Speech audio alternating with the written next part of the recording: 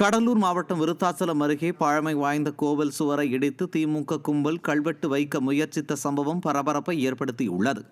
மங்களம்பேட்டையில் பழமை வாய்ந்த மங்களநாயகி அம்மன் கோவிலை சுற்றி சிமெண்ட் சாலை அமைக்கும் பணிக்காக திமுக அமைச்சரின் பெயர் பொறித்த கல்வெட்டை வைக்க கோவில் சுவரை திமுகவினர் உடைத்துள்ளனர். விளம்பர மாடல் அரசின் விளம்பரத்திற்காக பழமை வாய்ந்த கோவில் சுவரை உடைத்ததற்கு பொதுமக்களிடையே கடும் எதிர்ப்பு எழுந்தது. திருவள்ளூரில் 20 அம்ச கோரிக்கைகளை வலியுறுத்தி டாஸ்மாக் தொழிற்சங்கங்களின் கூட்டமைப்பு சார்பில் கவனஈர்ப்பு ஆர்ப்பாட்டம் நடைபெற்றது. பணி நிரந்தரம், காலமுறை ஊதியம் மற்றும் திமுக தேர்தல் வாக்குறுதியை நிறைவேற்ற வேண்டும் என்பன உள்ளிட்ட பல்வேறு கோரிக்கைகளை வலியுறுத்தி மருத்துவக் கல்லூரி அருகே டாஸ்மாக் ஊழியர்கள் ஆர்ப்பாட்டத்தில் ஈடுபட்டனர். அப்போது 20 அம்ச கோரிக்கைகளை வலியுறுத்தி முழக்கங்கள் எழுப்பப்பட்டன. மயிலாடுதுறை மாவட்டம் சீர்காழி அருகே சூரிய மின்சக்தி உற்பத்தி நிலையம் அமைப்பதற்கு எதிர்ப்பு தெரிவித்து அப்பகுதி பொதுமக்கள் உண்ணாவிரத போராட்டத்தில் ஈடுபட்டனர். நெப்பத்தூர் கிராமத்தில் சோலார் மின் உற்பத்தி நிலையம் அமைப்பதற்கான பணிகளை தனியார் நிறுவனம் துவக்கியதைக் கண்டு அப்பகுதி மக்கள் அதிர்ச்சி அடைந்தனர். கிராமத்தில் அடிப்படை வசதிகளை ஏற்படுத்தி தருவதாக கூறி தனியார் நிறுவனம் ஏமாற்றி வருவதாக குற்றம் சாட்டிய பொதுமக்கள் சோலார் மின் உற்பத்தி நிலையத்திற்கான அனுமதியை திரும்பப் பெற வலியுறுத்தி உண்ணாவிரத போராட்டத்தில் ஈடுபட்டனர். கோழி கழிவுகளிலிருந்து புரோட்டீன் உற்பத்தி செய்யும் ஆலைகள் அமைக்க கோழி உற்பத்தியாளர்கள் வலியுறுத்தியுள்ளனர். கன்னியாகுமரி மாவட்டம் நாகர்கோவிலில் தமிழ்நாடு கறிக்கோழி மொத்த வியாபாரிகள் சங்கத்தின் புதிய கட்டிட திறப்பு விழா மற்றும் சங்க மாநில நிர்வாகிகள் கூட்டம் நடைபெற்றது.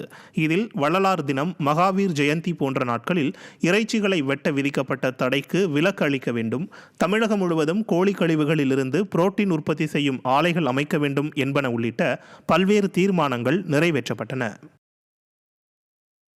கழிவுகள், இந்த மாதிரி இறைச்சி கழிவுகளை அரசு முறையா எப்படி மெடிக்கல் வேஸ்ட்டை சிஸ்டமேட்டிக்கா அவங்க அதை டிஸ்போஸ் பண்றாங்களோ அது மாதிரி கோழி கழிவுகளை அவங்களையே சரியான முறையில் சரியான ஆட்களை வச்சு அதை ஒருங்கிணைச்சு ஒரு ரெண்டரிங் பிளான்ட் அப்படின்ட்டு நாங்கள் பட்ஜெட் மீட்டிங்லேயே நான் கேட்டேன். அவங்க அதுக்கான பரிசீலனை பண்ணிக்கிட்டு இருக்காங்க, ஆலோசிச்சுட்டு இருக்காங்க. தஞ்சை மாவட்டம் கும்பகோணத்தில் முன் அறிவிப்பின்றி நடைபெறும் சாலை பராமரிப்பு பணியால் பொதுமக்கள் கடும் அவதியடைந்து வருகின்றனர்.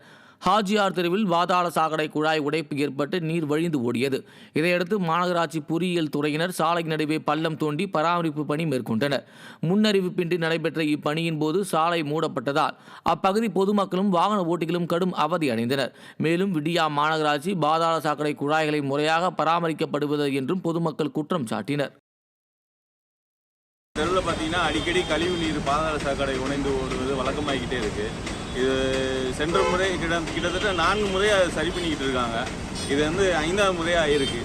இது வியாபாரிகளுக்கும் பொதுமக்களுக்கும் ரொம்ப இடையூறாக இருக்குது. பார்த்தீங்கன்னா அந்த ரோடே க்ளோஸ் பண்ணி வச்சுருக்காங்க. இன்றைக்கி விடுமுறை தினம் வேறு.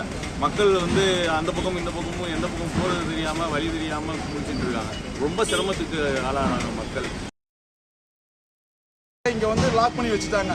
எந்த ஒரு முன்னறிவிப்பு இன்றி திடீர்னு செஞ்சதுனால இங்கே மிகப்பெரிய கும்பகோணத்தில் இருக்க மக்கள் எல்லாமே பாதிக்கிறாங்க. சுற்றி போக வேண்டியதாக இருக்குது. மாநகராட்சி இதுக்கு நிரந்தரமான தீர்வு காண வேண்டும். மக்களுடைய வரி பணம் தேவையில்லாமல் வீணடிக்கப்படுகிறது. இதே இடத்துல 4 முறை பார்த்துருக்காங்க. இது மாதிரி இல்லாத அளவுக்கு நிரந்தரமான தீர்வு காண வேண்டும். திருவண்ணாமலை மாவட்டம் ஆரணி அருகே சாலையை கடக்க முயன்ற மூதாட்டி இருசக்கர வாகனம் மோதி பலியான சம்பவத்தின் பதைபதைக்க வைக்கும் சிசிடிவி காட்சி வெளியானது. கண்ணமங்கலம் கடை வீதியை கடக்க முயன்ற 74 வயது மூதாட்டி இந்திராணி என்பவர் மீது செல்வம் என்பவர் ஓட்டி வந்த இருசக்கர வாகனம் மோதியது. இதில் படுகாயமடைந்த மூதாட்டி சிகிச்சை பலனின்றி உயிரிழந்தார். இந்த விபத்தில் இருசக்கர வாகனத்தில் பயணம் செய்த 3 குழந்தைகள் உட்பட 4வரும் லேசான காயத்துடன் உயிர் தப்பினர். அப்பகுதி கடை வீதி ஆக்கிரமிப்பே விபத்திற்கு காரணம் என மக்கள் குற்றம் சாட்டுகின்றனர். மதுரை மாவட்டம் உசிலம்பட்டி மற்றும் அதன் சுற்றுவட்டார பகுதிகளில் பெய்த மழையின் காரணமாக பொதுமக்கள் அவதியடைந்தனர். தொட்டப்பநாயக்கனூர், நக்களப்பட்டி, வீபெருமாள்பட்டி, அல்லிக்குண்டம், அயோத்திப்பட்டி உள்ளிட்ட பல்வேறு பகுதிகளில் இடி மற்றும் காற்றுடன் கூடிய மழை பெய்தது. இதனால் சாலைகளில் மழைநீர் ஆறாக ஓடியதால் வாகன ஓட்டிகள் அவதியடைந்தனர். மேலும் ஆங்காங்கே மின்தடை ஏற்பட்டு மக்களின் இயல்பு வாழ்க்கை பாதிக்கப்பட்டது. பணி நிரந்தரம் உள்ளிட்ட பல்வேறு கோரிக்கைகளை வலியுறுத்தி கடலூரில் டாஸ்மாக் பணியாளர்கள் தொழிற்சங்கம் சார்பில் ஆர்ப்பாட்டம் நடைபெற்றது. கடலூரில் திரண்ட டாஸ்மாக் மதுபான கடை பணியாளர்கள் அரசு பணியாளர்களுக்கு இணையான ஊதியம் வழங்க வேண்டும் என்பன உட்பட 20 அம்ச கோரிக்கைகளை வலியுறுத்தி முழக்கங்களை எழுப்பினர்.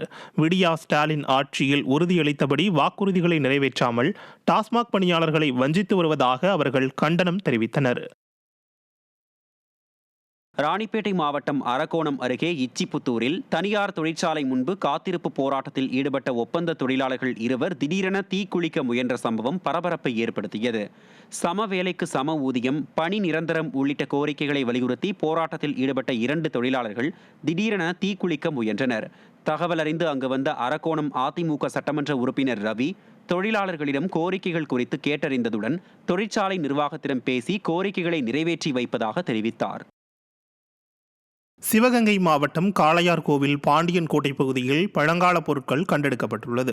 காளையார்கோவிலில் உள்ள பாண்டியன் கோட்டையில் இடிந்து கிடக்கும் மேட்டுப் பகுதியில் பழங்கால பாசிமணி, இரும்பு மற்றும் செம்பாலான பொருட்களை சிவகங்கை தொல்நடை குழுவினர் மேற்கொண்ட கள ஆய்வில் கண்டெடுத்தனர். இங்கு பழமையான பொருட்கள் தொடர்ச்சியாக தொல்நடை குழுவினரின் மேற்பரப்பு கள ஆய்வில் கிடைத்து வருவது குறிப்பிடத்தக்கது.